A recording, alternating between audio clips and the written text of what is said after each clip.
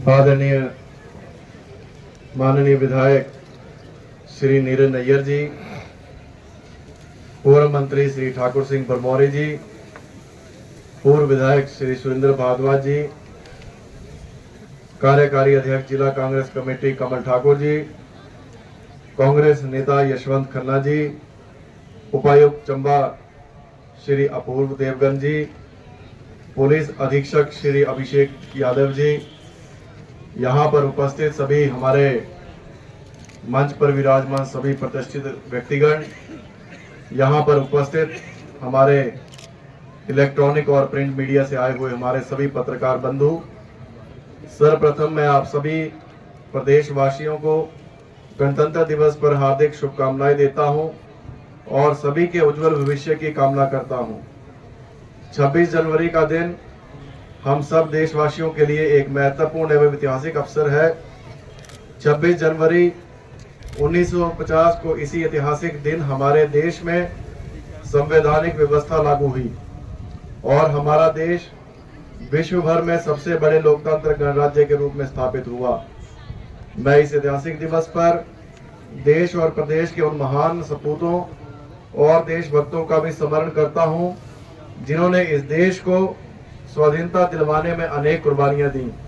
मैं गणतंत्र दिवस के इस पावन अवसर पर उन सब शहीद जवानों को भी श्रद्धा सुमन अर्पित करता हूं, जिन्होंने इस देश की रक्षा, एकता और अखंडता को बनाए रखने की खातिर अपने प्राणों की आहुति दी है। हिमाचल प्रदेश देवभूमि के साथ साथ वीर भूमि भी है तथा प्रदेश के युवा सुरक्षा बलों व सैन्य बलों में सेवा करना अपनी शान समझते हैं। प्रदेश सरकार ने सैनिकों तथा भूतपूर्व सैनिकों के परिवारों को अनेक सुविधाएं प्रदान की हैं। प्रदेश सरकार द्वारा परमवीर चक्र व अशोक चक्र विजेताओं को वार्षिकी के तौर पर 3 लाख रुपए, महावीर चक्र व कीर्ति चक्र विजेताओं को वार्षिकी के तौर पर 2 लाख रुपए, वीर चक्र व शौर्य चक्र विजेताओं को वार्षिकी के तौर पर 1 लाख रुपए दिए जा रहे हैं। युद्ध में शहीद सैनिकों की अनुग्रह अनुदान राशि 20 लाख रुपए से बढ़ाकर 30 लाख रुपए कर दी है। अन्य कारणों से वीर गति प्राप्त होने पर सैनिकों की अनुग्रह राशि 5 लाख रुपए से बढ़ाकर 7.5 लाख रुपए कर दी गई है। 50% या अधिक अपंग सेवानिवृत्त सैनिकों की अनुग्रह राशि जो है उसे भी बढ़ाकर 2.5 लाख रुपए से 3.5 लाख रुपए जो है वो कर दी गई है। 50 से कम प्रतिशत अपंग सेवानिवृत्त सेवाओं की अनुग्रह राशि 1 लाख रुपए से बढ़कर 1.5 लाख रुपए की है। पूर्व सैनिकों को स्वरोजगार योजनाओं के तहत बैंकों के माध्यम से 2.5% कम दर पर ऋण उपलब्ध कराने का सरकार ने फैसला किया गया है। पूर्व सैनिकों और सैनिकों की विधवाओं को 3,000 रुपए की सामान्य पेंशन दी जा रही है। द्वितीय विश्व युद्ध के पूर्व सैनिकों व पूर्व सैनिकों की विधवाओं को क्रमशः 10,000 व 5,000 रुपए प्रति माह पेंशन दी जा रही है।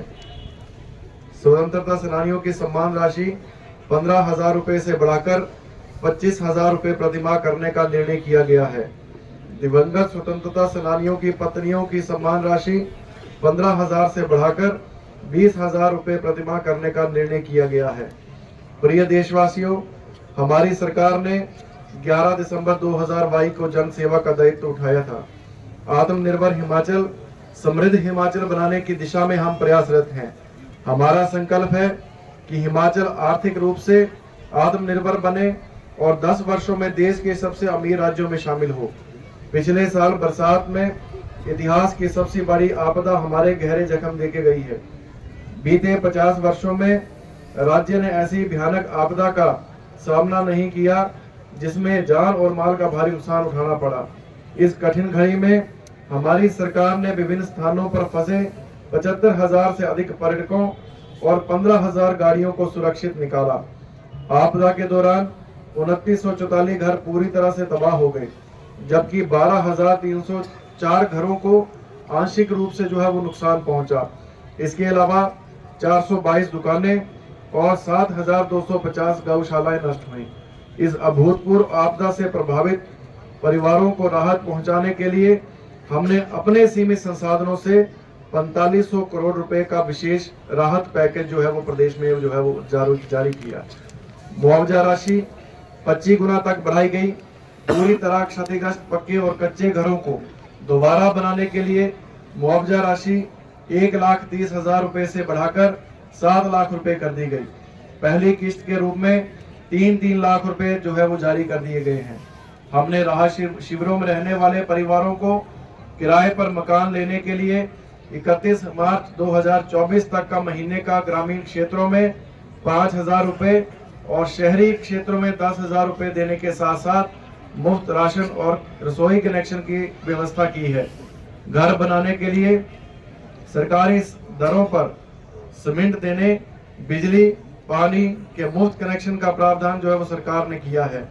इस आपदा में अंशदान देने वाले सभी व्यक्तियों का मैं दिल की गहराइयों से धन्यवाद करता हूं, जिन्होंने दान से इस कोष में अब तक जो है 252 करोड़ रुपए की ऐतिहासिक राशि जमा हुई है। भाइयों और बहनों, विधानसभा चुनाव के समय जो वायदे किए थे उन्हें निभाने के लिए हम गंभीर प्रयास कर रहे हैं। ओपीएस बहाल करने की गारंटी पूरी करते हुए हमारी सरकार ने लगभग 1,36,000 एनपीएस कर्मचारियों को ओल्ड पेंशन जारी कर सौगात दी है। जन जन तक पहुंचने के उद्देश्य से हमने सरकार गांव आपके द्वार कार्यक्रम शुरू किया है। हम गांव में जाकर समस्याओं का शीघ्र समाधान कर रहे हैं। ये भी कहा जाता था कि राजस्व मामले पीढ़ी दर पीढ़ी खत्म नहीं होते। ऐसे राजस्व मामलों को निपटाकर आम लोगों को राहत करना राज्य सरकार की प्रतिबद्धता है।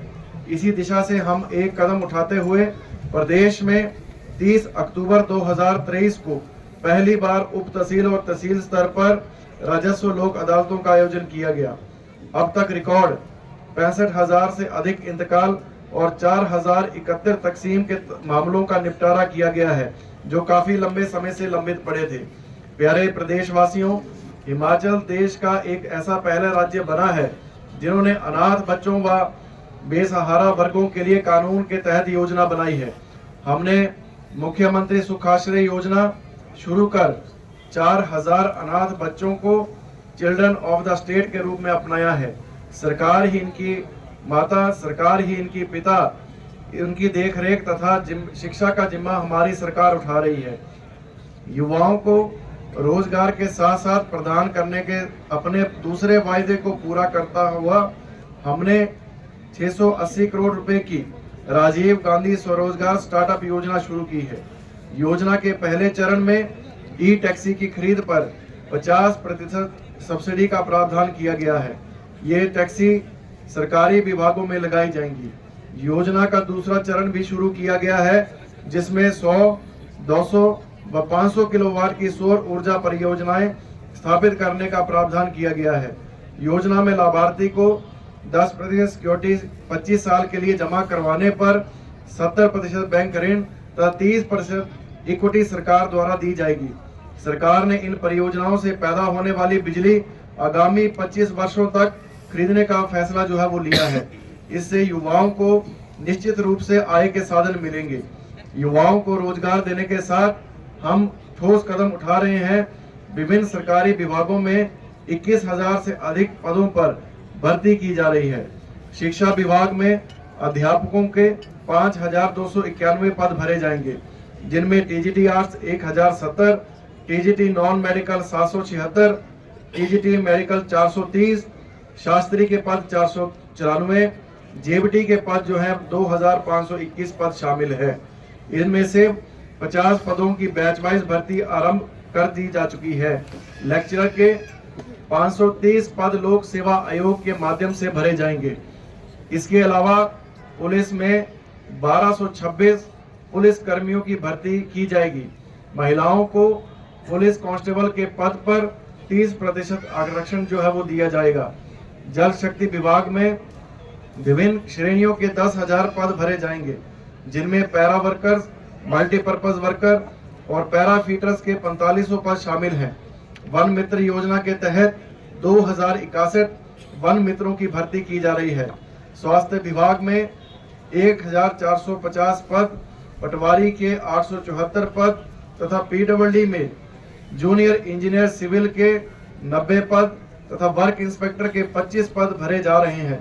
राज्य के बच्चों को गुणात्मक शिक्षा प्रदान करने के लिए हमने नए सेशन से सभी सरकारी स्कूलों में पहली कक्षा से इंग्लिश मीडियम शुरू करने का निर्णय लिया है। ये भी हमारी चुनावी गारंटी थी, जिसे हमने पूरा किया है। डॉक्टर यशवंत सिंह परमार विद्यार्थी ऋण योजना में विभिन्न वोकेशनल व तकनीकी कोर्सों के लिए विद्यार्थियों को 1% ब्याज दर पर 20 लाख रुपए तक के ऋण की सुविधा जो है वो दी जा रही है। राज्य के ITI तथा पॉलिटेक्निक संस्थानों में ड्रोन मैकेनिक, आर्टिफिशियल इंटेलिजेंस सहित न्यू एज कोर्सेज शुरू किए गए हैं। मेरे प्रदेशवासियों, हमारी सरकार हर संभव प्रयास कर रही है कि लोगों को उनके ही पास बेहतर स्वास्थ्य सुविधाएं उपलब्ध हों। प्रदेश के मेडिकल कॉलेजों के विभिन्न विभागों में रोबोटिक सर्जरी शुरू करने के लिए 100 करोड़ रुपए का प्रावधान किया गया है। हर विधानसभा क्षेत्र में एक स्वास्थ्य संस्थान को आदर्श स्वास्थ्य संस्थान के रूप में स्तरोन्नत किया जा रहा है। अब तक 50 विधानसभा क्षेत्रों में ऐसे संस्थानों में 6 स्पेशलिस्ट डॉक्टर तैनात कर दिए गए हैं। मुख्यमंत्री चिकित्सा सहायता कोष के तहत गंभीर रोगों के उपचार के लिए 1 करोड़ 60 लाख रुपए की सहायता राशि जो है वो दी जा रही है। हमने जल विद्युत, हाइड्रोजन और सौर ऊर्जा का दोहन कर हिमाचल को 31 मार्च 2026 तक हरित ऊर्जा राज्य बनाने का लक्ष्य रखा है। हर विधानसभा क्षेत्र में 2 ग्रीन पंचायतें बनाई जा रही हैं। ई वाहनों को बड़े स्तर पर प्रोत्साहित किया जा रहा है। सभी सरकारी विभागों में 1 जनवरी 2024 से केवल ई वाहन खरीदे जाने का प्रावधान किया है। ई चार्जिंग स्टेशन के लिए निजी ई वाहन ऑपरेटर्स को 50% सब्सिडी प्रदान करने का प्रावधान है। ई वाहनों को बढ़ावा देने के लिए प्रदेश में 6 ग्रीन कॉरिडोर घोषित किए गए हैं। नए ई वाहन के तहत पहले चरण में चार्जिंग स्टेशन की स्थापना के लिए 54 स्थान चयनित किए गए हैं। रिकॉर्ड समय में इन्हें जो है वो तैयार किया जा रहा है। हरित उद्योग को बढ़ावा देने के लिए हमने ग्रीन हाइड्रोजन और अमोनिया परियोजनाओं के लिए समझौता ज्ञापन किए हैं। इसमें 4000 करोड़ रुपए के निवेश तथा 3500 से अधिक रोजगार के अवसर सृजित होंगे। पेखूवाला में 220 करोड़ की लागत वाले सौर ऊर्जा प्लांट का शिलान्यास किया गया है। इससे प्रदेश को लगभग 27 करोड़ 71 लाख रुपए की वार्षिक आय होगी। मेरे प्यारे देशवासियों, किसी भी आदर्श समाज के निर्माण के लिए यह आवश्यक है कि महिलाओं व बच्चों को माहौल प्रदान किया जाए। विधवा पुनर्विवाह योजना की धनराशि जो 65,000 रुपए हुआ करती थी, उसे भी बढ़ाकर अब जो है प्रदेश सरकार ने 2 लाख रुपए जो है वो कर दिया है। हमारी सरकार ने इंदिरा गांधी बालिका सुरक्षा में एक बेटी के बाद फैमिली प्लानिंग पर प्रोत्साहन राशि जो कि 35,000 रुपए हुआ करती थी, उसे भी बढ़ाकर 2 लाख रुपए कर दिया है। 2 बेटियों के बाद 25,000 रुपए से बढ़ाकर इसे भी 1 लाख रुपए कर दिया है। हमने लैंड सीलिंग एक्ट में संशोधन कर बेटियों को पैतृक संपत्ति में बेटों के बराबर हिस्सा दिया है। लड़कियों की विवाह योग्य आयु 18 वर्ष से बढ़ाकर 21 वर्ष करने का जो है वो निर्णय लिया गया है। हमने सामाजिक सुरक्षा पेंशन के 41,799 नए मामले मंजूर किए हैं। भर्ती प्रक्रिया में भ्रष्टाचार खत्म करने के लिए हमने दृढ़ता से कार्य करते हुए जीरो टॉलरेंस की नीति अपनाई है। कर्मचारी चयन आयोग हमीरपुर में पेपर लीक मामला का सामने आते ही आयोग को भंग किया गया और दोषी कर्मचारियों के खिलाफ कानूनी कार्रवाई तेज की। चयन प्रक्रिया के लिए राज्य चयन आयोग की स्थापना जो है वो की गई है। भाइयों और बहनों, हमारी सरकार राजस्व बढ़ाने के लिए लगातार प्रयास कर रही है। हमने सरकारी भूमि की लीज अवधि 99 वर्ष से घटाकर 40 वर्ष कर दी है। प्रदेश सरकार में प्रदेश में नई आबकारी नीति अपनाई, जिसके पिछले वर्ष की तुलना प्रदेश को 846 करोड़ रुपए अधिक राजस्व प्राप्त हुआ है। शराब की खुदरा दुकानों का आवंटन नीलामी से किया गया, जिससे राज्य को 40% अधिक राजस्व प्राप्त हुआ है। लोक निर्माण विभाग के कार्यों में गति लाने के उद्देश्य से फील्ड में तैनात इंजीनियर्स की वित्तीय शक्तियां जो है वो बढ़ा दी गई हैं। टेंडर्स की समय अवधि 51 दिन से घटाकर 20 दिन की है, ताकि काम जल्द से जल्द शुरू किया जा सके। निवेशकों को सिंगल रूप सुविधा प्रदान करने के उद्देश्य से प्रदेश में निवेश ब्यूरो की स्थापना की जा रही है। इससे निवेशकों को आओ और काम शुरू करो की सुविधा जो है वो मिलेगी। ईज ऑफ डूइंग बिजनेस को बढ़ावा देने के उद्देश्य से ई स्टैंपिंग की जो है वो स्वीकृति दी गई है। नई पहल करते हुए हमने शिमला में राज्य स्तरीय कार्यक्रम में निवेशकों के साथ संवाद किया, जिसमें 8,468 करोड़ रुपए की 29 परियोजनाओं की समीक्षा की गई। इन परियोजनाओं से प्रदेश के 12,584 युवाओं को रोजगार के अवसर उपलब्ध होंगे। प्रदेश में पर्यटन को बढ़ावा देने के लिए हमारी सरकार नई योजनाओं पर काम कर रही है। कांगड़ा जिला को टूरिज्म कैपिटल के रूप में विकसित करने पर लगभग 3,000 करोड़ रुपए खर्च किए जाएंगे।